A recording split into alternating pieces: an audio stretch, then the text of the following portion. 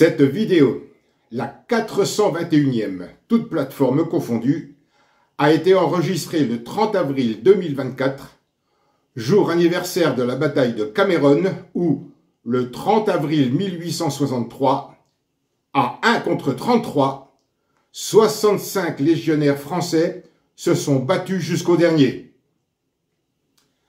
Je salue la mémoire de mon père, caporal-chef légionnaire.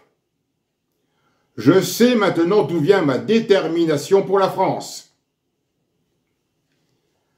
Amis patriotes, avant toute chose, sachez que vous êtes l'élément essentiel composant le 4e pouvoir souverain que j'ai mis au point pour vous. Partagez cette vidéo. Les informations fusent. La réalité dépasse la fiction. L'oligarchie franc-maçonne spéculative criminelle au pouvoir en France prend l'eau de toutes parts. Ce à quoi je concède de ne pas avoir cru il y a 4 ou 5 ans, tant je trouvais l'aspect farfelu, s'avère bien réel. Mais tout d'abord, je vous propose de faire un instant seulement, abstraction de la non-existence de la Constitution de 1958. Le 10 mai 1981, l'opportuniste socialiste de circonstance Mitterrand remportait l'élection, installant la gauche caviar au pouvoir. Attali a connu Mitterrand en 1965. En 1974, déjà complice, il a dirigé sa campagne présidentielle qui s'est soldée par la victoire de Giscard d'Estaing. Le sioniste Attali a été le conseiller spécial de Mitterrand, mais aussi celui de tous les successeurs de ce collabo, Chirac, Sarkozy, Hollande et Macron. 43 années de complicité mortifère pour le pays des Lumières, le pays des droits de l'homme, notre pays, pour la fille aînée de l'Église. De là à concevoir que c'est sous la présidence de Mitterrand qu'est née une France que peu connaissent, il n'y a qu'un pas que je franchis. Alea jacta est. Écoutez bien. Il y a la France que nous connaissons, dont nous sommes les enfants, son peuple, France que nous chérissons, que nous respectons, qui vit avec nos impôts et taxes. Et dans l'ombre, il y a une France bis franc-maçonne spéculative, opaque, parallèle, corrompue à 100%, dont Attali possède délégation de signature présidentielle accordée par Mitterrand et ses successeurs. Je n'ai jamais autant appris sur le fonctionnement caché de l'État qu'avec les vidéos, les révélations de Sylvie Charles. C'est vraiment une Erwin Brockovich à la française. C'est une simple citoyenne qui, après le décès de son papa, a été chercher des choses qui lui paraissaient bizarres dans le narratif et qui a mis à jour des choses absolument incroyables sur l'État hybride qui mène le monde, enfin qui mène la France et qui mène aussi le monde en partie. Ils ont d'ailleurs tenté de l'acheter, elle a refusé et elle balance tout dans des vidéos maintenant invitées par Mike Borowski ou Nicolas Bouvier. Donc moi je vais vous mettre en copie les 2 vidéos qui me servent, si vous voulez, de base pour synthétiser ce qu'elle va dire, mais je ne vous révélerai qu'une petite partie parce qu'il faut voir ces vidéos absolument. Dans celle de Mike Borowski de Géopolitique Profonde, on apprend que son papa est décédé, qu'on lui annonce d'abord que c'est un assassinat et après ça se transforme en suicide, etc. Enfin, elle commence à chercher un peu les causes et elle se rend compte que son papa a un compte à la BRI. Et la BRI, c'est la banque des mouvements internationaux. Enfin, c'est absolument pas une banque de dépôt. Personne ne peut avoir un compte à la BRI en Suisse. Donc ça elle commence à comprendre qu'il y a quelque chose qui est louche et que son papa lui cachait. Elle fouille et elle se rend compte que finalement, au niveau d'État français, il y a 2 États. Il y a un pays que nous connaissons avec ses institutions, sa constitution, et il y a un État bis. Tout est en double. Il y a deux comptabilités, deux fiscalités, l'officielle et l'officieuse. L'officieuse va traiter de tout ce qui n'est pas officiel, naturellement. On parle de blanchiment en tout genre, de détournement de fonds publics, de trafic de drogue et de trafic d'êtres humains. L'État est hybride en réalité. On se demande où passe l'argent depuis un moment. On se demandait où passait l'argent parce que on en produit toujours plus de croissance et on voit que tout s'appauvrit. En réalité, voilà, il y a deux États à faire fonctionner. Il y a l'État officiel, le nôtre, et l'État bis, il me semble, se prépare à supplanter l'autre. En tout cas, il est prêt à toutes les éventualités. Il y a deux Bercy. Il y a un Bercy que nous connaissons et il y a le Bercy bis qui s'appelle France Trésor, très nébuleux. Vous avez aussi des forces de sécurité qui doublonnent. Alors, ils pensent de toute manière à terme supprimer gendarmerie et police. Et les forces privées qui doublonnent sont gérées par un organisme qui s'appelle le SNAPS. Elle vous expliquera ce que c'est. Enfin, dans la vidéo, la deuxième vidéo, celle où il y a Nicolas Bouvier. Celle de Nicolas Bouvier, pardon. Les grandes entreprises ont maintenant un statut comme EDF privé-public, ce qui fait que c'est un statut hybride aussi, qui fait que, si vous voulez, quand il y a un problème juridique, on est dans un no man's land. On ne sait pas ce qui relève du privé et du public, et donc on ne sait pas qui accuser dans la même entreprise de tel et tel problème. Vous voyez, tout est complètement au niveau juridique nébuleux et quasiment inattaquable parce qu'on n'a pas les têtes en réalité. On apprend que Jacques Attila, je veux dire Attila parce que je veux pas être striké, a depuis 1980, une délégation de signature pour la présidence de la République. Là, on a affaire ni plus ni moins qu'à une trahison d'État. Jacques, vous savez qui, a une délégation de signature pour la présidence de la République. C'est-à-dire qu'entre sa signature et celle de Mitterrand à l'époque, il n'y avait aucune différence. C'est juste incroyable. On voit aussi que le président d'AXA, de Castries, est un peu dans toutes ces sociétés, toutes ces histoires. Alors, en remontant jusqu'à lui, on remonte jusqu'au Bilderberg, et au Bilderberg, on voit qu'il en est le président. Rien que ça. On remonte à la remontée, on remonte après à l'ONU, donc on croit être au cœur là du système, et après l'ONU, il y a encore quelque chose qui chapeaute le tout, qui s'appelle la BERD, Banque européenne de reconstruction et de développement, fondée par Mitterrand et Attila. Dans cette banque siège Bruno Le Maire, par exemple. Il faut savoir que cette banque, qui est plus qu'une banque, c'est un État bis apatride qui bénéficie de l'immunité diplomatique. Son siège est en Angleterre et les employés de cette banque ou de cette structure sont exonérés d'impôts. Voilà. Donc, armée, police, juridique, tout ce qui compose l'État a une version bis inconnue du public. Elle a mis à jour tout cela. Elle a tous les documents. Donc, dans Géopolitique profonde avec Mike Borowski, vous avez une synthèse de tout ça. Et dans l'interview de Nicolas Bouvier, vous n'allez pas perdre votre temps parce que elle montre tous les PDF. C'est inattaquable. Tout ce qu'elle dit est vrai. Naturellement, cette femme, pour moi, est en danger et de mort, vu ce qu'elle révèle.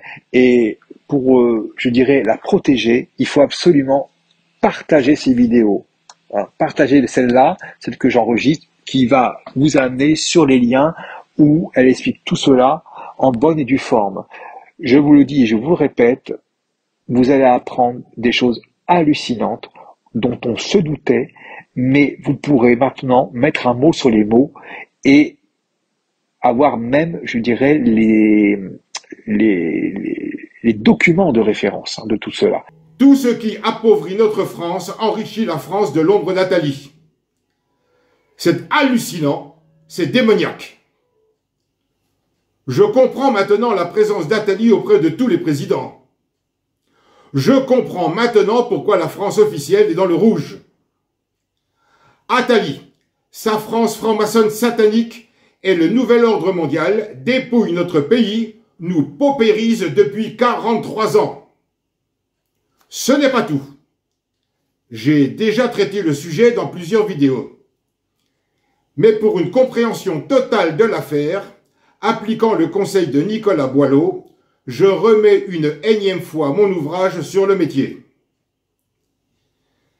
Il faut savoir que les États-Unis veulent faire main basse sur l'Union européenne.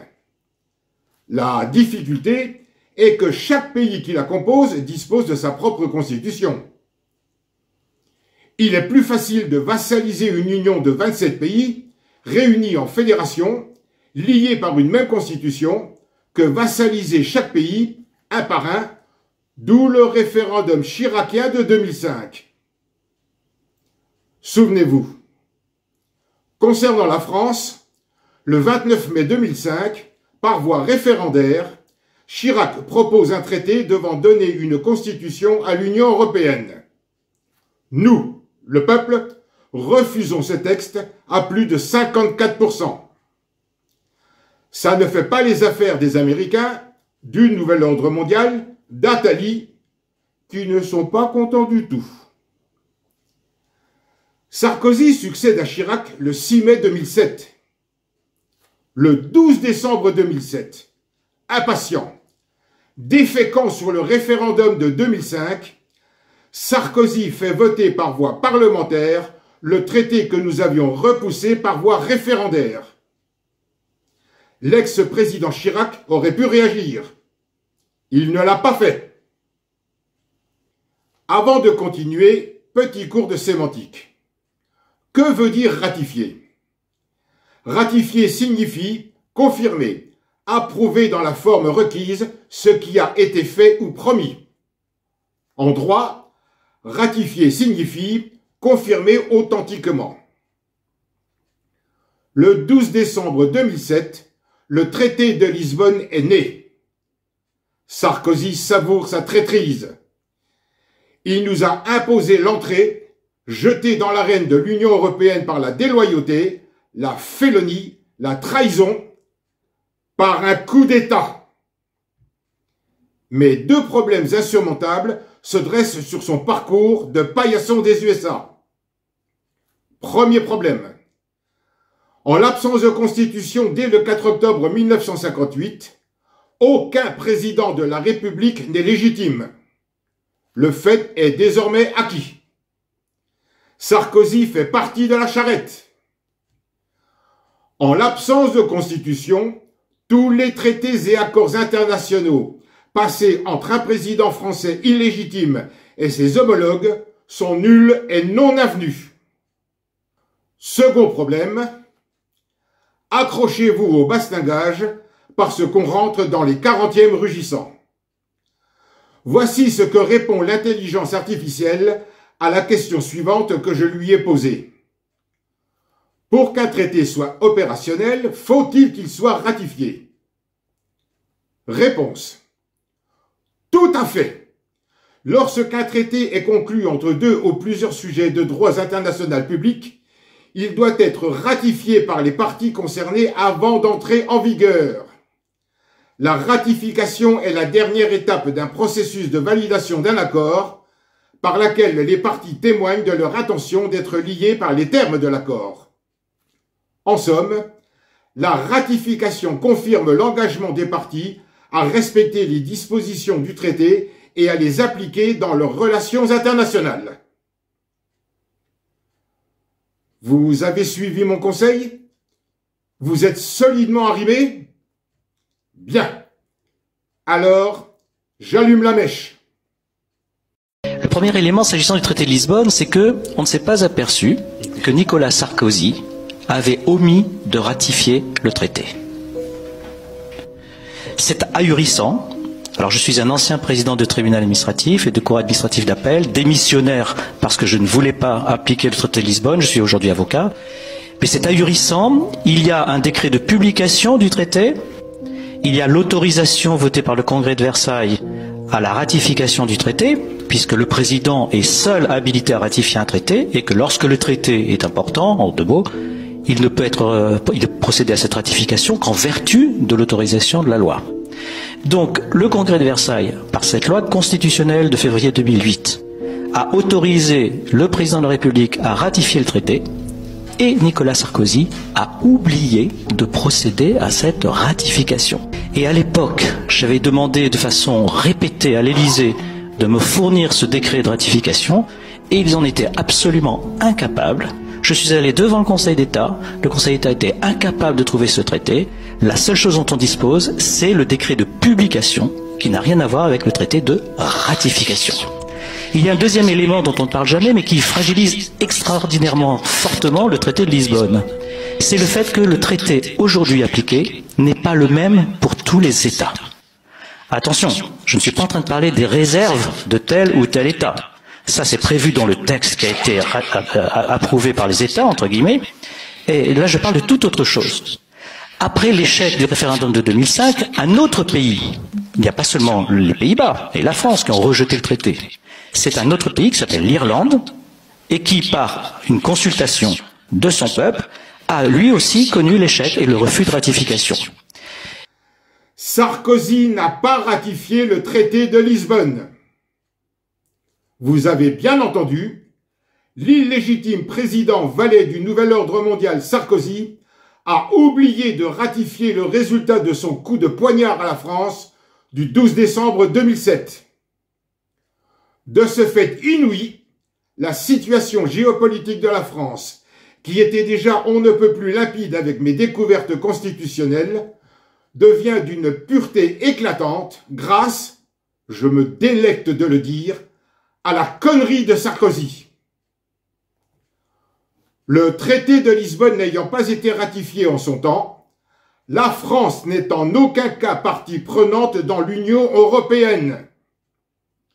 La von der Leyen n'a rien à imposer à nos agriculteurs, n'a rien à imposer à la France. J'ai une pensée pour le peuple ukrainien et pour l'armée russe, dont j'approuve la décision de son chef de défendre les intérêts de son pays contre la violation des accords de Minsk, dont Hollande a avoué qu'il n'avait jamais été question que ces accords soient respectés. On nage en plein délire, en pleine décadence avec un type pareil. Nous mesurons aujourd'hui les conséquences d'un tel comportement de débile immature. La Fédération de Russie a délivré un mandat d'arrêt international contre Hollande. Concernant le machiavélique, pédéraste, psychopathe, franc-maçon corrompu Macron, son horizon crépusculaire s'assombrit. Non habilité par un traité maltraité qui ne concerne pas la France, Macron, déjà usurpateur, cédant aux exigences de l'Amérique socialiste de Biden, ordonne l'intervention de notre armée sur un territoire contre lequel nous ne sommes pas en guerre, livre du matériel de guerre français, veut mettre la force de dissuasion nucléaire française à disposition de l'Union européenne. Nous sommes le mercredi 12 septembre 2018. Renaissance française veut venir chercher M. Macron pour respecter son souhait. Voici le message que nous voulions lui faire passer. Monsieur Macron Emmanuel, je m'appelle Serge Petit-Demange. J'ai fondé et préside le mouvement Renaissance de la République française. Dans le fol espoir de pouvoir éviter l'insurrection qui couve et son cortège de désolation, de malheur, dont vous devrez assumer toutes les conséquences le cas échéant, vous étant déjà déclaré seul responsable de l'affaire Benalla, nous sommes ici par la volonté des Gaulois réfractaires à la dictature pour tenter de vous faire entendre raison. Il n'y aura pas d'autre tentative. Je commande cette délégation placée sous l'égide du drapeau blanc reconnu par l'article 32 de la Convention de la Haye du 29 juillet 1899.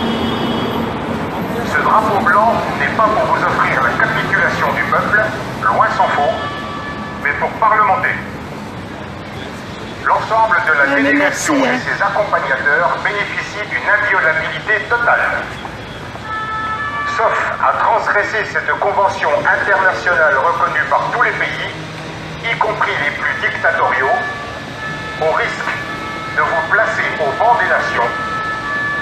serait un comble pour le pays des droits de l'homme, vous ne pouvez ordonner l'usage de la force, ni l'emploi des armes, pas plus notre arrestation. Ne voyez aucune agressivité, aucune provocation à votre encontre dans l'emploi des propos qui vont suivre, juste le rappel à la loi. Les faits officiels indéniables. En l'absence de constitution depuis le 1er janvier 2017, suite à l'entrée en vigueur du décret numéro 2016-1675 du 5 décembre 2016 qui viole la séparation des pouvoirs, et la conséquence prévue à l'article 16 de la Déclaration des droits de l'homme et du citoyen du 26 août 1789, vous n'avez pu être élu président de la République le 7 mai 2017. De ce fait, vous usurpez une fonction publique tombant sous le coup de l'article 433-12 du Code pénal. Est puni de 3 ans d'emprisonnement et de 45 000 € d'amende le fait par toute personne agissant sans titre de s'immiscer dans l'exercice d'une fonction publique en accomplissant l'un des actes réservés aux titulaires de cette fonction. Compte tenu des événements dramatiques journaliers, desquels résulte la périlleuse et insupportable situation de la France, événements, crimes et délits en tout genre, issus pour la plupart d'une immigration imposée par vous et vos prédécesseurs, aidés en cela par des organisations félonnes sous prétexte fallacieux d'humanité, associés à des financements étranges dont je vous ai personnellement demandé des explications. J'ajoute que, comme vos prédécesseurs, vous tombez aussi sous le coup des articles du même code pénal, 410-1. Les intérêts fondamentaux de la nation s'entendent au sens du présent titre de son indépendance, de l'intégrité de son territoire, de sa sécurité, de la forme républicaine de ses institutions, des moyens de sa défense et de sa diplomatie, de la sauvegarde de sa population en France et à l'étranger, de l'équilibre de son milieu naturel et de son environnement et des éléments essentiels de son potentiel scientifique et économique, de son patrimoine culturel. 411.1. Les faits définis par les articles 411.2 à 411.11 constituent la trahison lorsqu'ils sont commis par un Français ou un militaire au service de la France et l'espionnage lorsqu'ils sont commis par toute autre personne. 411.2, paragraphe 1. Le fait de livrer à une puissance étrangère, à une organisation étrangère ou sous contrôle étranger ou à leurs agents, soit des troupes appartenant aux forces armées françaises, soit tout ou partie du territoire national, est puni de la détention criminelle à perpétuité et de 750 000 € Faites le tour, merde, c'est pas moi. 404. Le fait d'entretenir des intelligences avec une puissance étrangère, avec une entreprise ou organisation étrangère ou sous contrôle étranger, avec leurs agents, en vue de susciter des hostilités ou des actes d'agression contre la France, est puni de 30 ans de détention criminelle et de 450 000 € d'amende.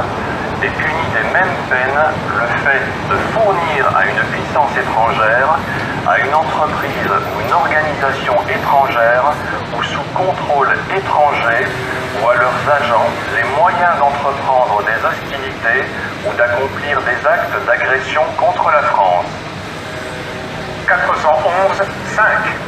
Le fait d'entretenir des intelligences avec une puissance étrangère, avec une entreprise ou organisation étrangère ou sous contrôle étranger ou avec leurs agents lorsqu'il est de nature à porter atteinte aux intérêts fondamentaux de la nation est puni de 10 ans d'emprisonnement et de 150 000 € d'amende.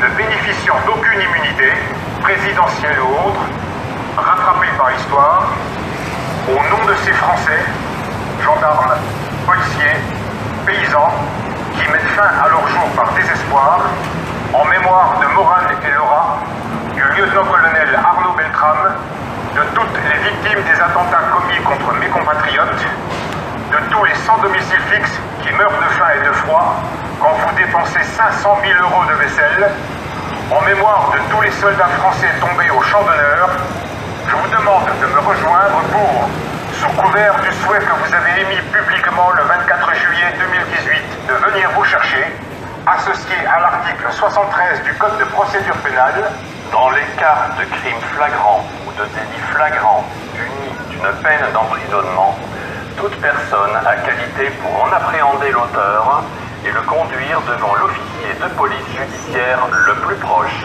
Je reprends. Mis à part quelques groupuscules d'amuseurs publics opportunistes dénués d'envergure, heureusement très minoritaires, plus promptes à diffuser l'insulte, jeter le discrédit, générant la dispersion des Français, plutôt qu'agir pour le bien de la patrie, les illettrés, les alcooliques, ceux qui ne sont rien, les feignants, l'ensemble du peuple soi-disant colonisateur que vous avez qualifié de criminel contre l'humanité, bref, les Gaulois réfractaires vous demandent, je vous demande de vous rendre pour pouvoir vous conduire devant un officier de police judiciaire, gendarme et policier. Les patriotes exigent la présence conjointe de ces deux corps des forces de l'ordre. Ce sera rendre leur lettre de noblesse à ces deux institutions essentielles, indispensables au sauvetage de la nation. Votre protection sera assurée par la présence de mon drapeau blanc, mais votre reddition devra être sans condition. Enregistré le 12 septembre 2018 dans la rue du Faubourg Saint-Honoré à Paris. Après la violation intolérable de l'article 32 de la Convention de La Haye du 29 juillet 1899 par la police politique, dont l'emploi du klaxon de ton pour couvrir mon mégaphone, je vous donne la teneur des 4 articles du Code pénal dont je fais état. Article 433-12 est puni de 3 ans d'emprisonnement et 45 000 € d'amende le fait, par toute personne agissant sans titre, de s'immiscer dans l'exercice d'une fonction publique en accomplissant l'un des actes réservés aux titulaires de cette fonction. Article 411-2. Le fait de livrer à une puissance étrangère, à une organisation étrangère ou sous contrôle étranger ou à leurs agents, soit des troupes appartenant aux forces armées françaises, soit tout ou partie du territoire national, est puni de la détention criminelle à perpétuité et de 750 000 € d'amende. Article 411-4. Le fait d'entretenir des intelligences avec une puissance étrangère, avec une entreprise ou organisation étrangère, ou sous contrôle étranger ou avec leurs agents, en vue de susciter des hostilités ou des actes d'agression contre la France, est puni de 30 ans de détention criminelle et de 450 000 € d'amende. Est puni des mêmes peines le fait de fournir à une puissance étrangère, à une entreprise ou une organisation étrangère ou sous contrôle étranger ou à leurs agents, les moyens d'entreprendre des hostilités ou d'accomplir des actes d'agression contre la France. Article 73, alinéa 1. Dans les cas de crimes flagrants ou de délits flagrants punis d'une peine d'emprisonnement, toute personne a qualité pour en appréhender l'auteur et le conduire devant l'officier de police judiciaire le plus proche. C'est clair pour tout le monde, nous sommes des millions à être légalement habilités à procéder à l'arrestation de Macron. C'est dans cette optique que Renaissance française offrait 100 millions d'euros pour son arrestation. Macron et ses gouvernements, Philippe, Castex, Borne et Attal, tombant sous le coup de ces articles.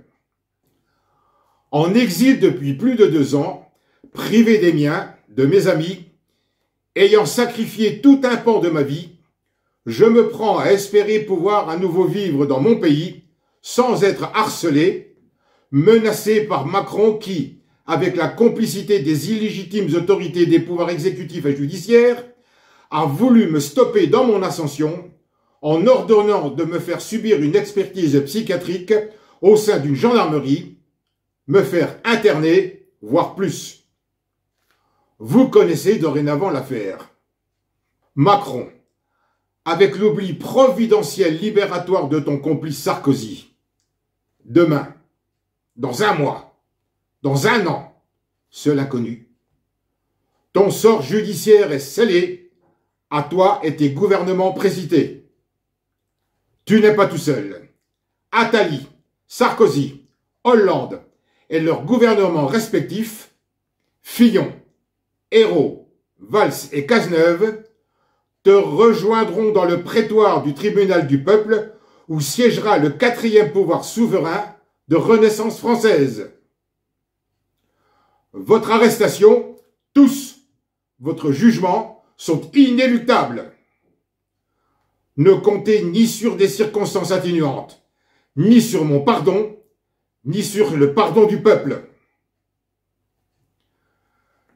Pour les gilets jaunes assassinés par la Gestapo macronienne, pour les Français décédés, empoisonnés par les injections criminelles, pour les familles décimées, pour les jugements partiaux, injustes, pour le dépouillement du patrimoine de la France, pour le saccage de notre économie, pour avoir transformé les hauts cadres de l'armée en mercenaires corrompus, pour la spoliation et les meurtres politiques commis dans nos anciennes colonies africaines, pour avoir souillé l'image de mon pays, votre condamnation sera exemplaire et sans possibilité d'appel.